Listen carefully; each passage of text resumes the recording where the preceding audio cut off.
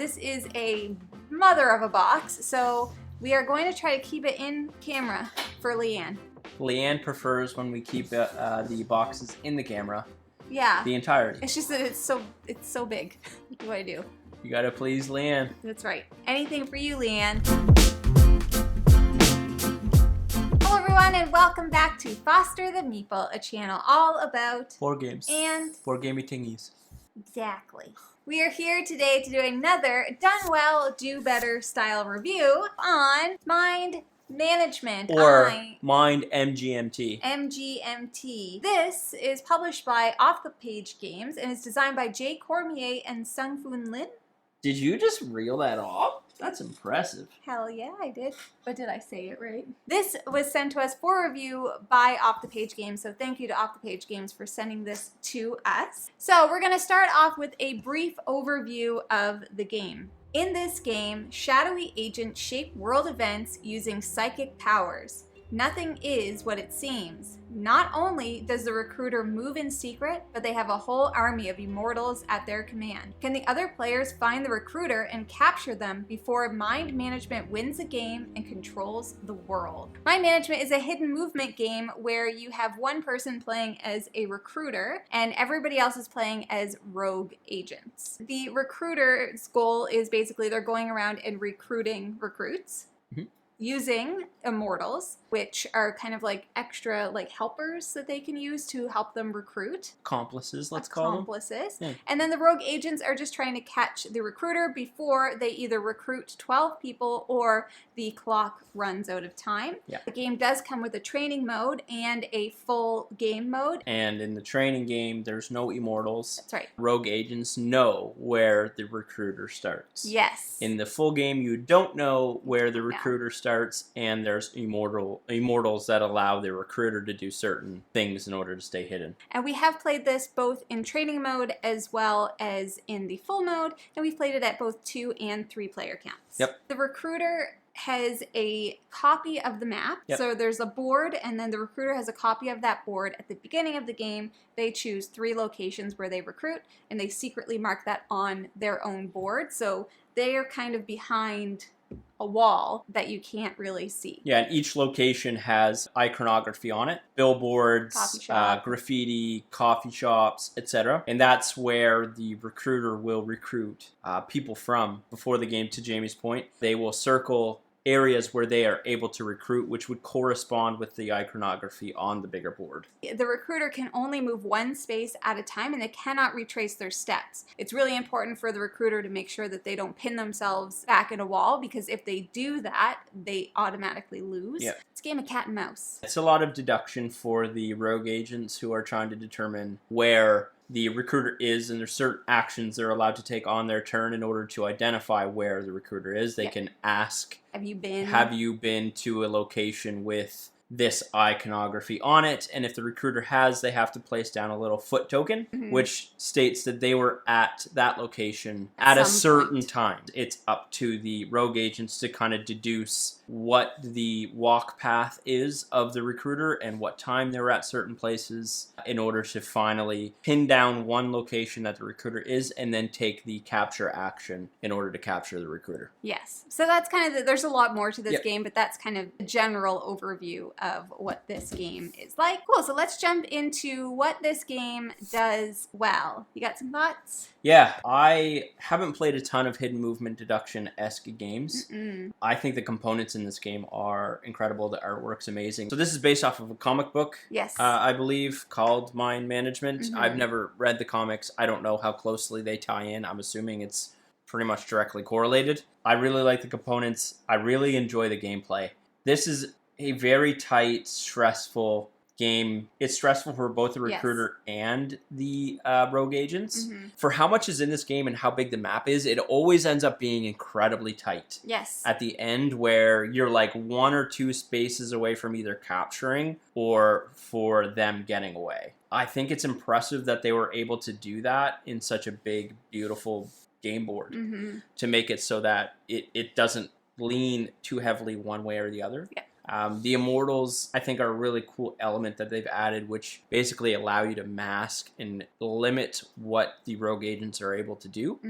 I prefer playing this game as the recruiter. I just like playing against groups, and I appreciate that games do that. They overtly allow people to just be like, no, I prefer playing a role that lets me play against a group. Because I'm a competitive player. I don't overly enjoy cooperative games. And so to play this cooperatively from like the rogue agent perspective isn't necessarily for me. I just think it's awesome that they added both of those kind of as a potential.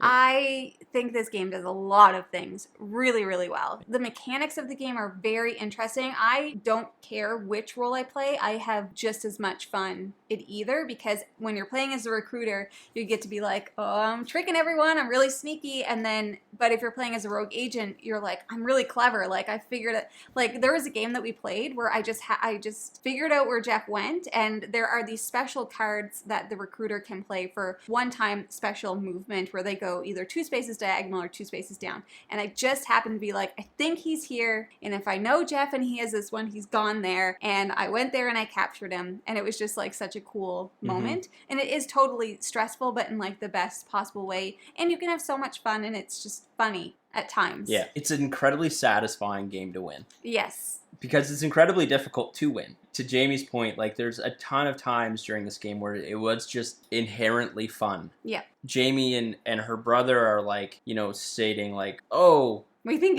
he's here. And I'm sitting here like, you're not even close. Yeah. But they're like so certain that I'm in this certain spot, and they're doing all they can to uncover all of these tiles, and I'm like, I'm not even near that. And I'm stone-faced, and Jamie's looking at me trying to get social cues, and I'm feeding them stuff as well, because that's another element to this game. I'm obviously not going to tell them where I am, but I can verbally cause them confusion between each other, you know, and throw them curveballs that, you know, just helps me out. And yeah, it's just so many fun moments. Yeah. And like Jeff said, the components are great. It has on the back of the board, there's this beautiful like comic book design. Another thing this game does really well is the replayability. Oh my God. You could replay this a million times, and every time it is going to be different. And not only that, there's an entire system that they've put in this game that we have not played yet, called the shift system. So it actually comes with like 6 or 7, maybe more, little boxes with additional rogue agents, additional ally cards, and like all these other things that we haven't even gotten into yet. So replayability of this game, huge. Like, if you've played a game like Jaws, which is another hidden movement type of game, this blows that out of the water, no pun intended. I think it's like any of those, like Mr. Jack, Jaws. Oh, yeah, this is leagues above. It's those on steroids. Exactly, yeah. And the rules are so well laid out in this, because like I said, there is a training mode and then there's a full mode, and how the rule book is laid out, it has all rules in just a regular color. If it's specific to training mode, it's in a green box, and if it's specific to full mode, it's in an orange box.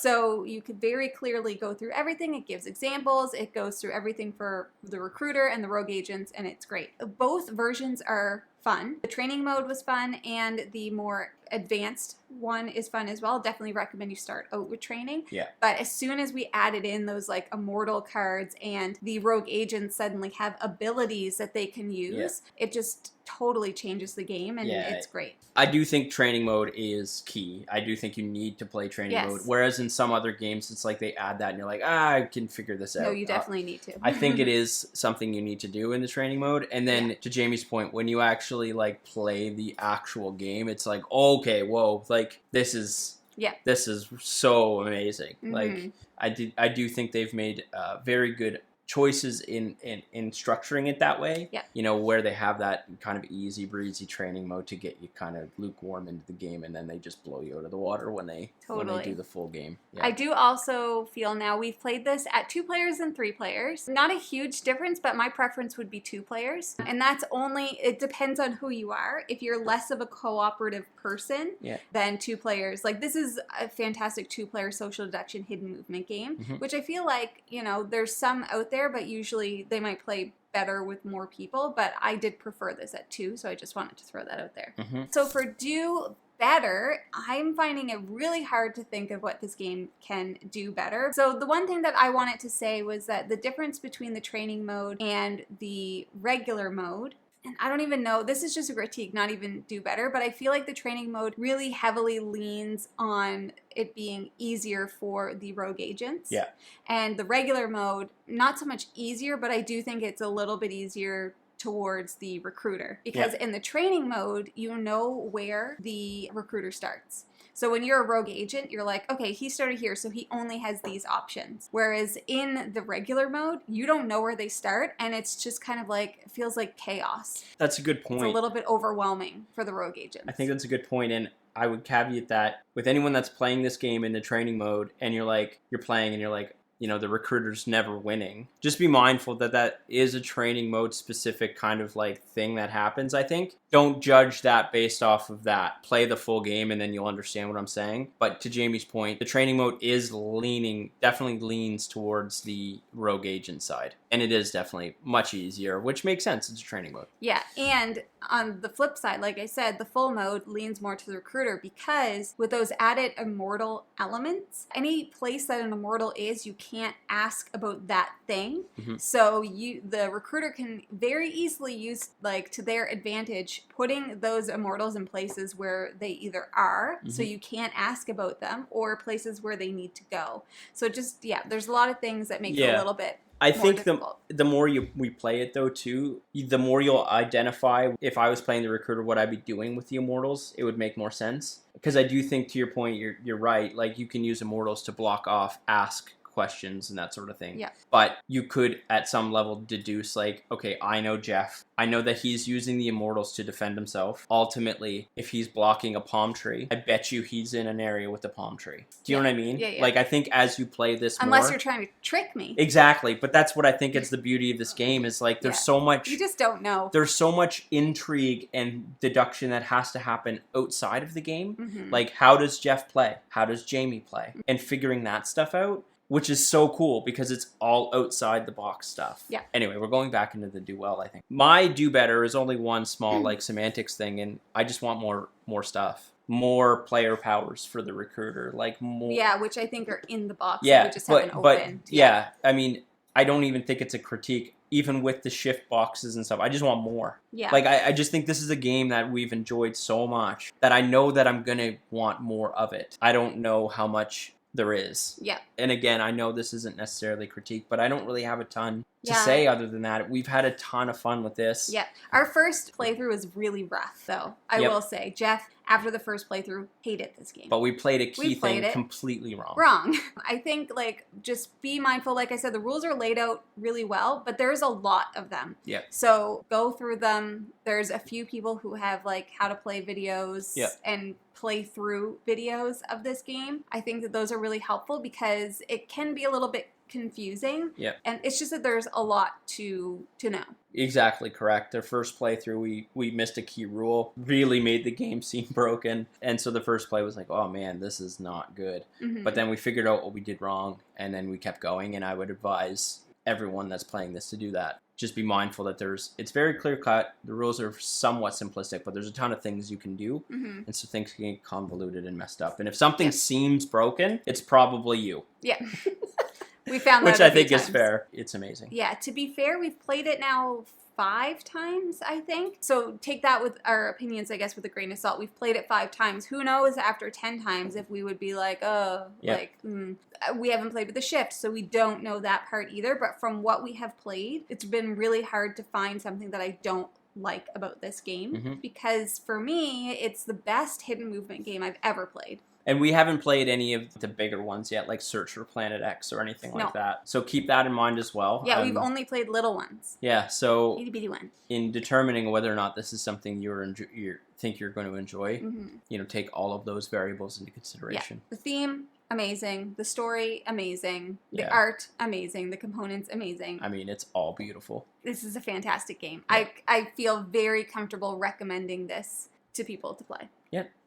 Yeah. So, any final thoughts? Any comparisons? Like, I don't really have anything specifically to compare it to. The only hidden movement games we played are Mr. Jack and Jaws. Yeah. And they're not really that comparable. If you like games like Mr. Jack and Jaws, you're going to like this. I think that's a pretty fair assessment to make. If you like hidden movement deduction games, you're going to enjoy this. If you don't like that mechanic, you will not enjoy this. I think that's pretty straightforward. If you're a 2-player primary and you like those mechanics, I think this is a great game to try out if you get a chance to. And those are our thoughts on Mind Management. We are very thankful to Off the Page Games for sending us this game for review because we have loved it, and I am very excited to continue playing this more, getting into the shift mechanisms and all that stuff. Yeah, absolutely. Yeah. Agreed. So if you're interested in buying board games like Mind Management, which I have seen at the Boardroom Game Cafe, which is our friendly local gaming store, you should definitely check out yours for board games, because why not shop local? It's the best thing to do. One of them, probably.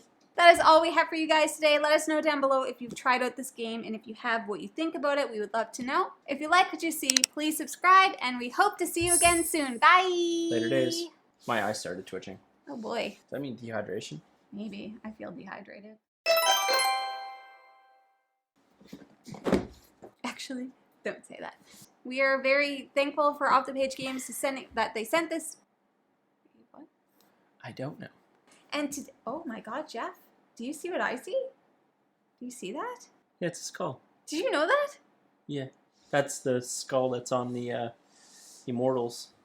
I never ever noticed that before. With the Done Well, Do Better reviews, we basically talk about what this game does well, what could it do better. Mm-hmm. Seems pretty self-explanatory. I probably did not need to explain that to you. Keep it light, keep it fresh, yeah. keep it moving. Keep it fun.